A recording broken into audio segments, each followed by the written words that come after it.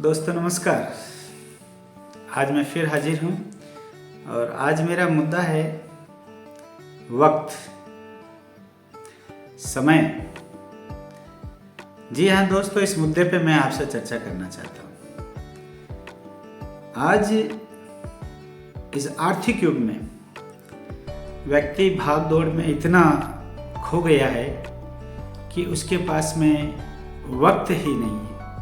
यदि हम उससे कहेंगे और कुछ पूछेंगे, भैया आपको थोड़ा ये काम करना है या थोड़ा आप हमारे पास में आइए, वो कहेंगे मरने की फुर्सत नहीं है। दोस्तों कितनी अच्छी कहावत है ना, मरने की फुर्सत नहीं है। लेकिन सचमुच में क्या कभी आपने सोचा है कि जब मौत आएगी तो वो आपसे पूछ के आएगी क्या आपके पास में फुर्सत है या नहीं? क्या वो ये सोचेगी यार इसके पास में तो अभी फुर्सत ही नहीं, हम क्यों चलें? हैं? कितनी सोचने के बाद अजीबोगरीब बात है ना। समय, वक्त नहीं है आज के इस भागदौड़ के युग के अंदर। मनुष्य के पास में अपनों के लिए वक्त नहीं, सिर्फ धनार्जन में लगा है वो मनुष्य। उस धन को कमाकर भी वो क्या कर लेगा जब वो अपने पारिवारिक सदस्यों को समय नहीं दे पा रहा। वो धन क्या काम का जो आपके बच्चों को, आपके पारिवारिक सदस्यों को खुश नहीं रख सकता। एक स्थिति ऐसी आती है दोस्तों जीवन में जहां पर व्यक्ति को पैसों की नहीं, समय की जरूरत होती है। आप अपने माता पिता के पास में बैठ के देखिए ना, उनसे पूछिए ना। आपके जो बुजुर्ग दादा दादी है, घर में बुजुर्ग है, उनके पास बैठ के बतियाइए। उन्हें पैसे से क्या मतलब है दोस्तों? उन्हें कोई पैसे से लेना देना नहीं है। वो सिर्फ आपसे समय मांगते हैं। आप मेरे पास में थोड़ी देर बैठिए, चर्चा कीजिए। वो समय चाहिए उन्हें। जी हाँ दोस्तों, ये सोचने की बात है आप कितना भी धन कमा लें, लेकिन एक स्थिति के बाद में वो धन आपके किसी काम का नहीं। ये आप सभी जानते हैं और हम भी जानते हैं। एक छोटी सी कहानी है दोस्तों। एक व्यक्ति था, उसके पिता ने बहुत मेहनत करके, और जनरली मैं ये देखता हूँ क्योंकि ऐसे किस्से हमारे पास बहुत आते हैं,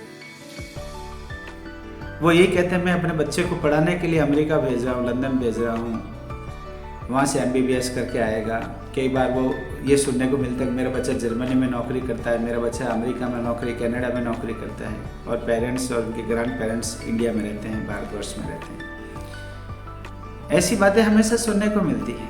तो एक ऐसी बात है दोस्तों, इससे रिलेटेड ही कुछ मुद्दा है, इशू है कि जब अमेरिका के अंदर वो लड़का काम कर रहा था और उसके पेरेंट्स जो है बुजुर्ग अवस्था में थे और वो इंडिया में रह रहे थे, और जब उनकी तबीयत बिगड़ी तो उन्होंने अपने पुत्र को फ़ोन किया और बोला भैया थोड़ा समय निकाल के हमारे पास में आ जाओ, अब हमारी स्थिति नहीं है, हम चाहते हैं कि आप हमारे पास में रहें। लेकिन वहाँ पर चूँकि लड़का बहुत बड़ा प्रोफेशनली इतना डॉक्टर हो गया था, वेल नोन डॉक्टर हो गया था, समय उसके पास रहता नहीं। तो बोले पिताजी देखिए मेरे पास अभी टाइम नहीं है, मैं नेक्स्ट 2-3 महीने से प्लान करता हूँ, टिकट करवाता हूँ और मैं आता हूँ आपके पास में।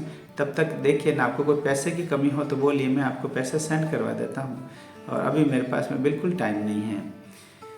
तो उसके पिताजी निराश हुए। उसने सोचा पुत्र अब क्या करें, बेटा वहाँ पर है। दोस्तों वो आदमी जो था, क्योंकि वो दोनों पति पत्नी अकेले ही रहते थे, मन ही मन में विचार करने लगा कि हम दोनों में से कोई बीमार हो गया तो हमारी सेवा कौन करेगा। और इसी अवधि के अंदर उसकी पत्नी की तबीयत खराब हो गई। पत्नी की तबीयत खराब हो गई है, वो अब बेचारा वृद्ध व्यक्ति अपनी पत्नी की सेवा में लगा। जैसे जैसे भी उससे पैरों में, चूँकि घुटनों में दर्द होता था तो बड़ी मुश्किल से उसको उठना बैठना होता था, जैसे जैसे भी करके उसकी थोड़ी सेवा चाकरी करता था।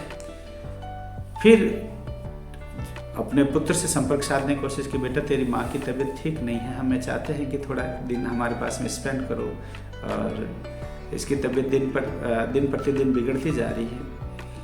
तो वो कहने लगा कि पिताजी आप ऐसा कीजिए, 1-2 नौकर रख लीजिए ना, अभी हमारे पास टाइम नहीं है, जैसे मैंने आपको बताया 3-4 महीने से 2-3 महीने से मैं प्लान करता हूँ आने का, लेकिन इतना टाइम मैं दे नहीं पाऊँगा आपको।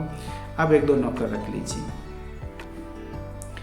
अब बात सही है कि पैसा है तो नौकर रखा ही जा सकता है, पैसे है तो अब नौकर खाना भी बना लेगा, सब कुछ कर लेगा, लेकिन नौकर वो नहीं दे पाएगा जो एक पुत्र या एक पुत्री अपने माँ बाप को दे सकते हैं, और वो है स्नेह, अपनत्व, प्यार।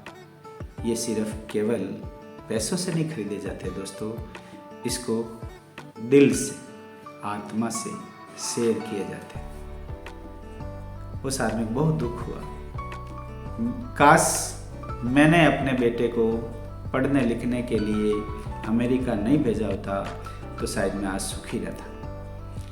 इसी अवधि के अंदर देखते देखते वो औरत चल बसी। उसकी माँ, यानी जो लड़का जो अमेरिका में काम करता, उसकी माता जी के देहांत हो गया। उसके पिताजी ने उसको फिर एक बार में मैसेज किया, बेटा तेरी माँ अब दुनिया में रही नहीं है, तो दाह संस्कार में आ पाओगे क्या? तो बोले पिताजी अभी तो देखिए वहाँ से मैं आऊँगा तभी पहुँच नहीं पाऊँगा, आप दाह संस्कार करवा दीजिए और मैं 12-13 दिन के ऊपर पहुँच पाऊँगा। हुआ यही, वो 12-13 दिन के ऊपर आ भी गया और जो भी उसकी करना था वो किया। तो उसके पिताजी ने कहा तुम वहाँ पर अकेले हो, बेटर है कि आप यहाँ रहें, मेरे पास में रहें।